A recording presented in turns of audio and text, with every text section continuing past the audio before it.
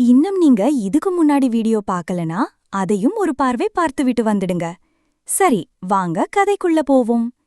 இங்கு கவினை காண சென்றவள் அங்கு ஹாஸ்பிட்டல் படுக்கையில் படுத்துக்கொண்டு, டேய் சுவி வந்துருவாளாடா என்று அவன் கேட்க, கண்டிப்பா வருவாடா, அதுக்காக அவ கூட சுமதி இருக்காளே, அவ மனச மாத்தி கண்டிப்பா கூட்டிட்டு வந்துருவா என்று நம்பிக்கை கொடுத்து பேசினான் சந்தோஷ்.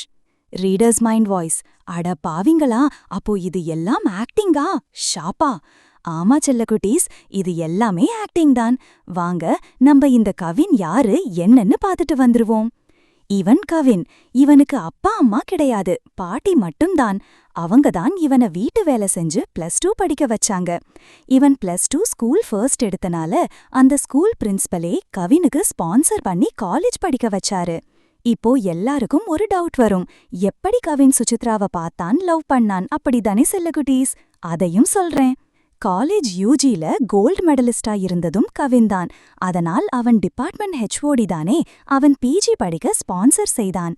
அவன் பிஜி முதலாம் ஆண்டு படித்த கல்லூரியில்தான் சுசித்ரா யூஜி படித்துக் கொண்டு இருந்தாள். அங்கு பார்த்து பேசி பழகிதான் இருவரும் காதலிக்கத் தொடங்கினர்.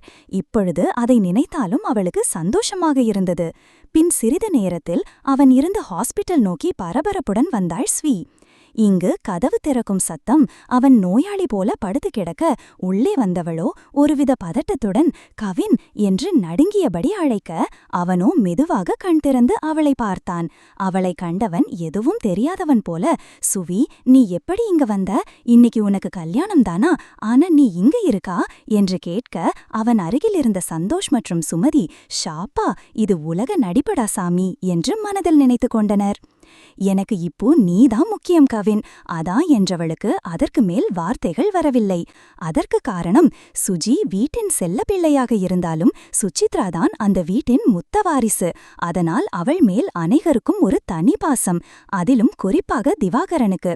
திவாகரன் பிறந்த நேரம் தேவதை பிறந்துவிட்டார் என்று சந்தோஷப்பட்டார்.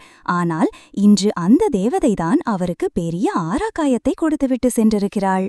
சரிமா என்று அவள் கூறியதை கேட்டுவிட்டு சாந்தியை பார்த்த சோபனா, சாந்தி அக்கா, நீங்க சுஜி சொன்ன மாதிரியே செய்யுங்க. அப்புறம் ஜீவாவுக்கு பிடிச்சத கரெக்டா செய்யுங்க அக்கா. இல்லனா ஜீவாவோட கோபம் எப்படின்னு நமக்கு நல்லாவே தெரியும் அக்கா என்று கூற, அவரும் சரி என்று தலையசைத்துக் கொண்டு சமையலறைக்கு சென்றார் சாந்தி அக்கா. பின் சிறிது நேரத்தில் சாப்பாடு தயாராகிட சாந்தி அவர்களிடம் வந்து, ஐயா சமையல் முடிஞ்சிட்டு எல்லாரும் வரீங்களா, சாப்பாடு எடுத்து வைக்கவா கேட்க, சரி சாந்தி, அப்படியே போய் ஜீவாவைய சாப்பிட வர சொல்லு. வேண்டான்னு சொன்னா நான் சொன்னேன்னு சொல்லி கூட்டிட்டு வா. தாத்தா ராஜேந்திரன் கூறியபடி எழுந்து நின்று, சரி வாங்க நாம போய் சாப்பிட போவோம் என்றார். அவர்களும் அவரின் பின்னே சென்று சாப்பிடாமற சாந்தியும் சென்று ஜீவாவை அழைக்க, அவன் ஆபீஸ் வேலைகளை பார்த்து கொண்டு இருந்தவனுக்கு, என்ன சாந்திமா? அவர் குரல் எழுந்து வந்து கதவை திறந்து அவரிடம் கேட்டான். தம்பி டின்னர் ரெடியாகிட்டு சாப்பிட வாங்க. சாந்தி கூற, சாந்திமா எனக்கு வேண்டாம்.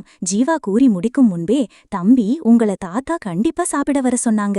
சாந்தி கூற, இந்த தாத்தாவுக்கு நான் எப்படி பேசுவேன் நல்லாவே தெரிஞ்சுக்க. அதான் நான் என்ன சொன்னா எப்படி பேசணும்னு சாந்திமா கிட்ட சொல்லி அனுப்பியிருக்காங்க.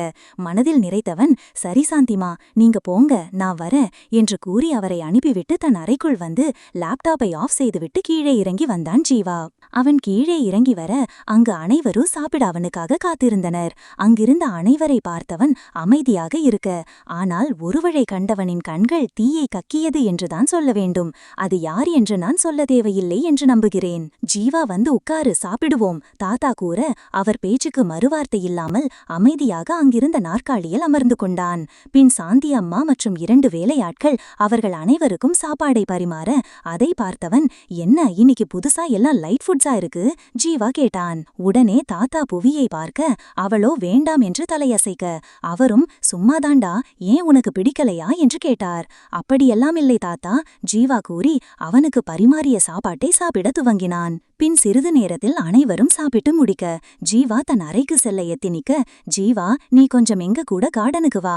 ரவி மற்றும் பார்த்திபன் அவனை அழைத்து கொண்டு சென்றனர். சுஜியையும் சோபனா மற்றும் விசாலினியை அழைத்து அவளை தயாராக செல்ல தாத்தா ராஜேந்திரன் வேலையாட்களை அனுப்பி ஜீவாவின் அறையை அலங்காரம் செய்யச் சொல்ல அவர்களும் அந்த வேலையை செய்யத் தொடங்கினர். கார்டனுக்கு அழைத்து சென்று தன் தந்தை மற்றும் சித்தப்பா அமைதியாக இருப்பதை பார்த்தவனுக்கு ஏதோ தவறாக தோன்ற, என்ன எங்க கூட கார்டனுக்கு வா அப்படின்னு கூப்பிட்டு இப்போ எதுவும் பேசாம இருக்கீங்க, என்ன விஷயம்? ஜீவா கேட்க, சும்மா தாண்டா, அந்த நிலாவை பாரு, எவ்ளோ அழகா இருக்கு, இது பாக்கும்போது எனக்கு பாட்டு ஞாபகம் வருது, அதை இப்போ அப்பா பாடுறேன், நீ கேளு, ரவிச்சந்திரன் கூறி அவர் பாடத் தொடங்கினார். அவர் எங்கே அந்த வெண்ணிலா என்ற பாடலை நிலாவை அந்த வெண்மேகம் மறைத்திருக்கும் நேரத்தில்தான், அதனால் அந்த சமயத்தில் நிலாவை தேடியபடி பாட சரியாக இருந்தது என்றுதான் சொல்ல வேண்டும். அவர் பாடிய அந்த பாடலின் சத்தம் வீட்டிற்குள்ளும் கேட்க, அக்கா மாமா என்ன எங்கே அந்த வெண்ணிலா அப்படி உங்க தேடிதான் பாடிட்டு இருக்காங்களோ என்று சோபனாவை விசாலினி சீண்ட, அதை கேட்ட சுஜிக்கும் சிரிப்புதான் வந்தது. என்ன விசாலினி, சும்மா இருக்க மாட்டியா?